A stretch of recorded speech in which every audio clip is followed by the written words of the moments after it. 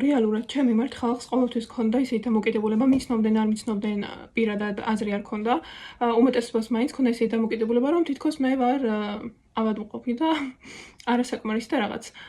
მაგრამ მე ჩემი ცხოვრების საკმაოდ კარგ ეტაპზე და საკმაოდ მალე გავიაზრე, რომ ეს სრულიად არაფრის მომცემი არ არის, ამაზე დარდი რა. რადგან ცხოვრება არის ასეთი. მეთქი ელენე ყველა დიდებული პიროვნება და ყველა შენც ვინ გიყვარს თავის დროზე ავადმყოფი ეგონათ და ბევრს ახლაც ავადმყოფი გონია და მეთქი დამშვიდი და მეორე მხარე არის ის, რომ რატომ უნდა მქონდეს პრობლემა, თუნდაც ვიყო ავადმყოფი, ну ესე ვთქვათ. ავადმყოფობა ცხოვრების ნაწილია და ცხოვრების შემადგენელი ერთეული და თუ მხოლოდ მე ვიქნები ავადმყოფი, მაშინ კარგი, მაშინ ვიყო მხოლოდ მე ავადმყოფი და ვიარსებო მე ამ ერთმა ბოროტმა და ცუდმა ადამიანმა და სხვა ყველა მყოფი იყოს და მე ვიყო არ მყოფი. ბევრი არასოდეს არ მყოლია და ახლა საერთოდ არ მყავს. ერთი-ორი ადამიანი შემიძლია გავხსენე, რომელიც ჩემთან კარგ დამოკიდებულებაშია. თუმცა მე ადრე ბავშვობაში მაგალითად კლასში როდესაც სადმე არ პატიჟებდნენ ან არ მემეგობრებოდნენ ხოლმე მაგასთან დაკავშირებით ვდარდობდი რა, მაგრამ მე მივხვდი რომ საერთოდ არ უნდა იდარდო რა არის ადარდებელი. არ მიყვარან ისეთი ადამიანები, რომელთაც შეუძლიათ ყველასთან იყვნენ მეგობრულები. ყველასთან რომ მეგობრობენ რა, იქ ხონიშნავს რომ ის ნამდვილად არავის მეგობრები არ არიან, ეგ თავისთავად და თან ადამიანს მეგობრები თუ არ ყავს, შენ თავისთვის მეტი დრო გრჩება და ხო რაღაცნაირად მე მგონია რომ ისეთ ადამიანებს, რომლებიც მნიშვნელოვან საკითხებზე ფიქრობენ და ის ადამიანებს, რომლებსაც უნდათ რაღაც ღირებული შექმნან, ბევრი მეგობარი არ ყავთ, იმიტომ რომ ბევრი ადამიანის ცხოვრება ისეთი რაღაც დაბალ საფეხურებზე დგას და დაბალი ღირებულებებით არის გატენილი და მაღალი ღირებულებების ადამიანს ვერ გექნება დაბალი ღირებულებების მქონე ადამიანებთან ურთიერთობა რა. როდესაც ადამიანს ბევრი მეგობარი ყავს, ეგ იმას ნიშნავს, რომ გარკვეულად თავის საზღვრებსა და თავის პრინციპებზე ამბობს უარს. აქაც კომენტარებში ჩემთან ისევ აღნიშნავდნენ, რომ ხო ბევრი მეგობარი არ ყავს და ვხედავთ რატომაც და ესეთები და ამაზე დროს ნუ დაკარგავთ და ფაქტობრივად სხვები კარგავენ და თქვენ არ კარგავთ, იმიტომ რომ თქვენ ხო რატო კარგავთ? თქვენ ცხოვრებაში აუცილებლად დარჩებიან ის ადამიანები, რომლებიც თქვენთვის მნიშვნელოვანები არიან. აი მე მაგალითად ძალიან მიხარია, რომ კარგი ოჯახი მყავს და არ ვიცი სამყაროს ღმერთს ყოველთვის მადლობას ვუხდი ამისთვის. ეს ერთ-ერთი ყველაზე დიდი მონაპოვარია ჩემთვის და ვიცი რომ არც არასოდეს არ გამჭირვებია უმეგობრობა და სხვა ადამიანებისგან რაღაც ისეთი დამოკიდებულება ცუდი, რადგან სახლში მოსყოვრ ოჯახი ველოდებოდა, რომელიც ვიცოდი რომ ყოველთვის დამიჭერდა მხარს და ყოველთვის მიჭერს მხარს, ან ყოველთვის ეცდებიან რომ სწორი გზა დამანახონ. და ეს ძალიან მაბედნიერებს. თავარია მყავდეს ჩემი ოჯახი, საკუთარი თავი და თქვენს ყავდეთ გარშემო ის ადამიანები, რომლებიც ნამდვილად არჩებიან თქვენთან და წასასვლელები უნდა წავიდნენ და არაფერი საგანგაშო და პრობლემური ამასთან დაკავშირებით არ არის რა. და თქვენც უნდა მიხვდეთ რამდენად პრიმიტიული მიდგომა, როდესაც ადამიანს ესე უბნები რომ ხო ვიცით, ხედავთ, გრძნობთ, რატომაც არ გეყვარება ბევრი მეგობარი.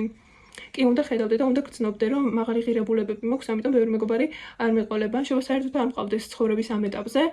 იმიტომ რომ რაღაც სხვა უფრო მნიშვნელოვანი საკითხებით ვიყო დაკავებული და ამისთვის დრო არ მრჩებოდეს რა. ეს სრულიად ბუნებრივი მოვლენაა და სრულიად ბუნებრივი ნაწილი არის ყოფა ცხოვრების რა. უბრალოდ ეგ ადამიანები საკუთარ თავს აჩვენებენ მსგავსი კომენტარებით. ასევე ყველაზე მეტად მეცნება იმ ადამიანებზე, რომლებიც მიწენა ხოლმე რომ აი კომენტარი წაგუშალე. ანუ ესენი მგონია რომ მე ხო ჯერ საერთოდ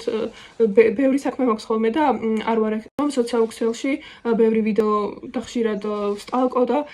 ვსკროლო და ესეთი რაღაცები. თუმცა ხანდახან კი ესეთი მომენტებიც არის. უბრალოდ მე ვინმეს ვიდეოში ნარსი რომ არ მომეწონოს კომენტარს არ ვუწერ ხოლმე რა. ძალიან იშვიათად მithumდეს ხა TikTok-ზე საერთოდ არავის არ დამიწერია და თუ დავუწერ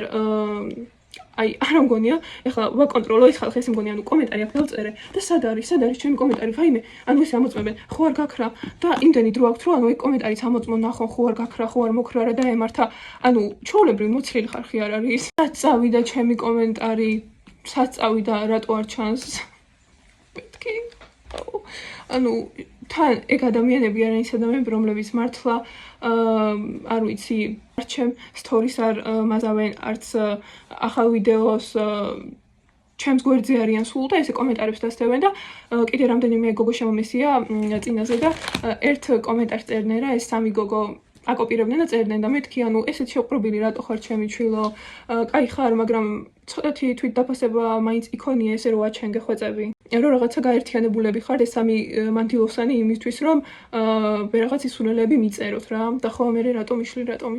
ჩემი გვარდია და მე რასაც მინდა წავშლი რასაც მინდა არ წავშლი ხო ეგ ჩვეულებრივი მიდგომაა და თქვენ იმაზე უფრო უნდა იფიქროთ მე რატო ვშლი და რატო არა მაგაზე კი არა იმაზე უნდა იფიქროთ ამდენი დრო რატო გაქვთ თქვენ